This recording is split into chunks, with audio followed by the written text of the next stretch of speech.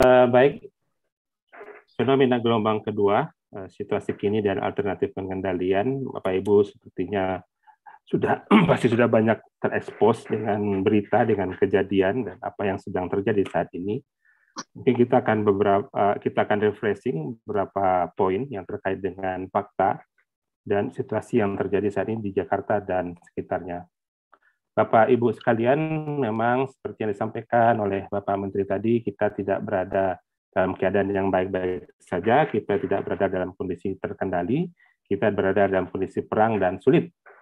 Bapak Ibu bisa melihat bahwa kenaikan kasus itu hampir vertikal, kurva epidemi hampir vertikal, kasus meningkat sangat drastis.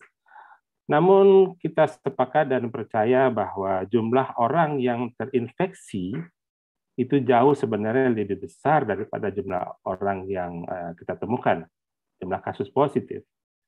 Karena mungkin memang ada kendala dalam sistem testing kita dan juga pelacakan kita. Ada beberapa pemodelan yang dilakukan oleh Institute of Health Metrics and Evaluation, juga dari para peneliti di Imperial College London. Kurang lebih mereka menduga bahwa jumlah orang yang terinfeksi itu bisa ya kisaran antara 80.000 sampai dengan 1,2 juta per hari. Anda bisa melihat bahwa range-nya sangat lebar. Mereka sepakat dalam satu hal. Mereka sepakat bahwa jumlah orang yang terinfeksi pasti lebih besar daripada jumlah kasus. Namun mereka memang tidak sepakat dalam seberapa besar jumlah orang yang tidak terdeteksi itu. Sehingga kita bisa melihat range daripada pemodelan mereka. Tapi yang kita bisa ambil dari sini adalah kita harus punya set di dalam pikiran kita bahwa jumlah orang yang infektif, yang mampu menularkan itu sedang banyak beredar di komunitas dan tidak terdeteksi oleh sistem kita. Ya. Jadi itu yang harus ada ditanamkan di dalam pikiran kita. Kemudian yang kedua adalah Bapak Ibu bisa melihat situasi COVID di Jakarta. Hampir 50% dari orang yang diperiksa ataupun sampel yang diperiksa itu positif COVID. Dan kita lihat konsistensi positivity rate pada angka 40 sampai dengan 50%. Orang-orang yang diperiksa ini bisa jadi dari kurang lebih dari dua jalur. Yang pertama adalah jalur dari orang-orang yang dirawat atau juga dari jalur orang yang di tracing atau dilacak. Artinya kurang lebih situasi ini bisa menggambarkan apa yang sedang terjadi di komunitas. Untuk informasi tentang testing, saya mengucapkan terima kasih banyak kepada teman-teman Dinas Kesehatan di pemerintah Provinsi DKI yang begitu sangat terbuka untuk menampilkan data-data testing ini. Data-data testing ini yang Bapak Ibu sangat kita perlukan, tidak hanya untuk DKI, tapi untuk seluruh kabupaten kota yang ada di Indonesia. Kenapa? Karena tidak ada kabupaten kota yang aman dari COVID. Jawa Barat, Banten, Jawa Tengah, Jawa Timur, Jogja, Bali, dan lain sebagainya. Kami mengharapkan dalam pertemuan ini, kalau misalkan hadir atau punya kolega di sana, mohon menampilkan informasi yang seperti ini. Informasi ini sangat relevan untuk diberitakan, untuk disampaikan kepada masyarakat, sehingga lebih berhati-hati. Jumlah testing itu menggambarkan upaya kita untuk menemukan kasus. Bapak Ibu bisa melihat bahwa ini adalah jumlah orang, tabel di bawahnya, itu adalah jumlah orang yang diperiksa by PCR, dengan PCR. Bapak Ibu bisa melihat Indonesia mungkin di tanggal 9 Juli 2021, untuk PCR saja orang diperiksa ada sekitar 86.000. 34%-nya itu dilakukan pemeriksaan di Jakarta. Di luar Jakarta, di 33 provinsi lainnya, itu ada sekitar 57.000. Bapak Ibu bisa merasakan di sini bahwa ada kesenjangan dalam upaya testing. Nah, ini yang kemudian kita harus lebih berhati-hati dan juga mungkin mengingatkan teman-teman di provinsi untuk lebih terbuka, untuk kita bisa melihat sebenarnya situasi yang sesungguhnya sedang terjadi. Kemudian yang kita bisa ambil juga dari tabel ini adalah kita tahu bahwa ada masalah dalam sistem pelacakan, kita tahu bahwa ada masalah dalam sistem testing. Bahwa COVID ini masih sangat berbahaya dan kita akan masih melihat dampaknya yang cukup berat untuk 1-2 bulan ke depan. Kemudian Bapak Ibu sekalian, ini kita berada dalam kehilangan yang luar biasa. Tidak pernah terjadi dalam sejarah pandemi di Indonesia. Dan termasuk salah satu negara yang paling terdampak COVID untuk tenaga kesehatan. Bapak Ibu bisa melihat bahwa kurang lebih sekarang sudah sudah lebih dari 1.300 orang tenaga kesehatan yang meninggal terkena dampak oleh COVID. Bapak Ibu bisa lihat di dalam 2 bulan terakhir ini kasus kematian meningkat. Dan di bulan Juli saja yang baru hanya 10 hari sudah 103 orang tenaga kesehatan yang meninggal. Di kasus ya kita bisa lihat juga di bulan Desember dan Januari di mana gelombang itu sangat besar dan terdampak kepada teman-teman di bidang kesehatan. Saya menduga bahwa mungkin varian virus Delta itu sudah masuk lebih awal di Indonesia. Secara memang diakui bahwa virus ini terdeteksi pertama kali di negara bagian Maharashtra di India pada Oktober 20, tapi itu kan pertama kali terdeteksi bukan berarti pertama kali ada. Dia bisa jadi sudah bersirkulasi di populasi lebih dahulu beberapa bulan sebelumnya. Jadi saya mengkhawatirkan bahwa kondisi ini mungkin akan jauh lebih buruk dibandingkan apa yang terjadi di awal-awal tahun. Kemudian Bapak Ibu sekalian, pemakaman dengan protap COVID meningkat lebih dari 10 kali lipat. Jumlah pemakaman penuh sudah semakin banyak sehingga harus dibuka pemakaman baru. Saya juga berterima kasih kepada teman-teman di pemerintah Provinsi DKI yang terbuka untuk menampilkan data protap pemakaman dengan protap ini. Kalau Bapak Ibu lihat di website di provinsi-provinsi lain, tidak banyak informasi ini ditampilkan. Saya tidak tahu kenapa, apakah ingin menjaga citra seolah-olah pemerintah daerah sudah bekerja dengan baik. Tapi yang jelas buat saya sebagai anggota masyarakat, saya merasakan bahwa informasi yang tidak transparan, tidak terbuka terhadap dampak pandemi saat ini sangat-sangat merugikan. Kita perlu tahu apa yang sedang terjadi dalam kondisi perang seperti ini. Kita sedang berperang dengan diri kita, sedang kita berperang dengan virus juga. Sehingga keterbukaan terhadap data-data seperti ini sangat-sangat diperlukan. Sehingga sebagai seorang epidemiolog, sebagai seorang peneliti bisa mengakses situasi bagaimana yang sedang terjadi di lapangan. Jadi harapan kita adalah bukalah data ini dengan transparan sehingga kita bisa benar-benar memahami apa yang sedang terjadi dan tidak tertipu oleh narasi-narasi yang tidak kondusif. Kemudian terima kasih juga untuk teman-teman di Kementerian Kesehatan yang sudah bekerja keras membangun sistem. Tapi faktanya memang kita sulit untuk mendapatkan perawatan. Teman-teman beberapa hari yang lalu salah seorang teman dekat orang tuanya, bapaknya meninggal di parkir rumah sakit karena rumah sakit tidak bisa untuk menerima orang tuanya untuk mendapatkan perawatan.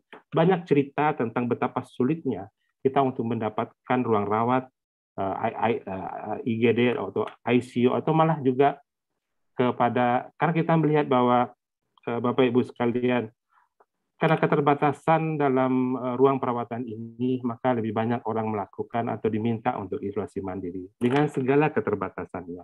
Di DKI saja sudah 45 orang meninggal pada saat melakukan isolasi mandiri. Lapor COVID mungkin menangkap lebih banyak lagi dan tersebar di banyak kota, hampir sampai dengan 300 orang terkonfirmasi positif dan harus melakukan isolasi mandiri. Situasinya sangat-sangat menyedihkan. Kemudian krisis oksigen pernah terjadi di salah satu rumah sakit. Saya mengucapkan terima kasih kepada teman-teman tenaga kesehatan di Rumah Sakit Sarjito yang sudah berjuang keras dan terbuka terhadap situasi yang terjadi. Semoga pengorbanan para korban 33 orang itu terrefleksi dengan keterbukaan ini. Keberanian tenaga kesehatan untuk membuka situasi yang terjadi itu merupakan tanda bahaya bagi seluruh fasilitas kesehatan yang lain. Buat saya, apabila satu orang tidak mendapatkan oksigen, saya sudah menganggap itu sebagai suatu kelangkaan. Terserah eufemisme yang digunakan, apakah kelangkaan, keterbatasan, atau keterlambatan logistik dan sebagainya. Satu saja nyawa yang hilang karena kasus ini, itu menjadikan kita tanda bahaya. Bagaimana jika satu orang itu adalah kita? Kemudian dilihat dari apa yang terjadi, beberapa kemungkinan untuk penyebab utama di gelombang kedua. Varian virus yang lebih mudah menular. Pak Gunadi akan menjelaskan lebih lengkap tentang ini. Kemudian kita juga bisa melihat apa yang disampaikan oleh Ibu Neni tadi, yaitu tentang kecepatan penularan yang lebih cepat dari kecepatan vaksinasi. Ya, Pak Menteri sudah menyampaikan tadi, tapi mungkin nanti Bu Neni akan lebih detail lagi bicara tentang efikasi dari vaksin yang beredar. Pak Yanuar mungkin akan menyinggung tentang belum maksimalnya eksekusi kebijakan pengendalian. Kita bisa melihat bahwa pembatasan kegiatan masyarakat secara mikro yang sudah diperpanjang setiap di 2 minggu selama 14 kali dari bulan Januari sampai dengan yang terakhir ini memang tidak berhasil membatasi pergerakan orang. Kita bisa melihat fakta itu di banyak tempat dan juga kerumunan. Juga ada informasi mengenai rendahnya kepatuhan pemakaian masker, menjaga jarak, dan mencuci tangan. Masih banyak kita melihat anggota masyarakat yang tidak peduli terhadap upaya prokes ini. Bapak Ibu sekalian, kita kembali sebenarnya ke resep inti daripada pengendalian pandemi khususnya untuk COVID ini. Sejak dari April mungkin dari awal Januari 2020 sudah dibicarakan tentang strategi pengendaliannya. Meminimalkan frekuensi kontak, durasi kontak. It's the core of the business. Inilah bisnis pengendalian pandemi di level komunitas atau di level individu. Kurangi kerumunan, kemudian hindari kegiatan beraktivitas di indoor lebih lama. Ini adalah kata kuncinya. Minimalkan frekuensi, minimalkan durasi. Kemudian mantra di level pemerintah daerah, pemerintah pusat, ini kurang lebih 3 ini saja sebenarnya. Periksa lebih banyak, lacak lebih cepat, dan isolasi atau karantina lebih ketat. Jadi varian-varian dari kegiatan atau kebijakan pengendalian yang sudah banyak ada di dalam instruksi, mungkin instruksi Mendagri atau surat edaran yang halamannya mungkin berbelas-belas halaman. Intinya kurang lebih sebenarnya kita harus kembali lagi pada konsep awal. Periksa lebih banyak. Kenapa periksa lebih banyak? Karena kita tahu bahwa kasus-kasus yang tidak terdeteksi tetap akan menularkan penyakit. Lacak lebih cepat karena itu juga. Dan masalah isolasi karantina lebih ketat. Bapak Ibu sudah tahu juga membatasi ruang gerak dari orang ke orang infektif. Kemudian Bapak Ibu sekalian, selama PPKM Mikro, kalau memang tujuannya adalah pembatasan kegiatan, kita tidak melihat dampak itu terhadap penurunan kunjungan ke lokasi-lokasi, contohnya lokasi transportasi atau tempat bekerja. Upaya pembatasan mikro kita ternyata tidak begitu efektif, tidak begitu banyak dampaknya dibandingkan dengan apa yang kita pernah lakukan di awal-awal pandemi dulu pada bulan Maret dan bulan April. Begitu juga kalau kita lihat sekarang ini untuk pembatasan darurat, secara darurat, kita bisa melihat ada tren penurunan. Tapi itu belum cukup untuk 1-2 hari. Kita butuh waktu yang sedikit lebih lama untuk menjaga momentum itu, Bapak Ibu sekalian. Ini dari tim pandemi FKM UI dengan menggunakan data dari UNICEF, kita melihat kepatuhan untuk memakai masker, menjaga jarak, mencuci tangan turun drastis dibandingkan dengan 12-13 bulan sebelumnya. Ini adalah hal yang sangat mengkhawatirkan kita, masyarakat mulai lelah. Tapi jangan lupa, virus itu tidak mengenal masa kelelahan dari kita. Kemudian yang terakhir, Bapak Ibu, pesan kunci dari kami adalah terburu-buru untuk mengakhiri PKM darurat ini dengan asumsi yang segala macam bahwa situasi sudah terkendali atau masyarakat sudah divaksinasi, itu sangat berbahaya. Inti yang saya sampaikan adalah bahwa PKM darurat selama 2 minggu itu tidak cukup, kita butuh waktu yang lebih panjang, mungkin butuh waktu 1 bulan, dan dengan pengetatan yang pendisiplinan yang lebih tegas. Kita sudah menderita di PPKM Mikro, kita sudah menderita di PPKM darurat, banyak orang kehilangan pekerjaan. Jangan kehilangan momentum ini. Kalau mau tegas, kalian tegas. Gitu. Jangan tanggung-tanggung. Kalau tanggung-tanggung, maka kita kehilangan dampak dari upaya pembatasan mobilitas kita.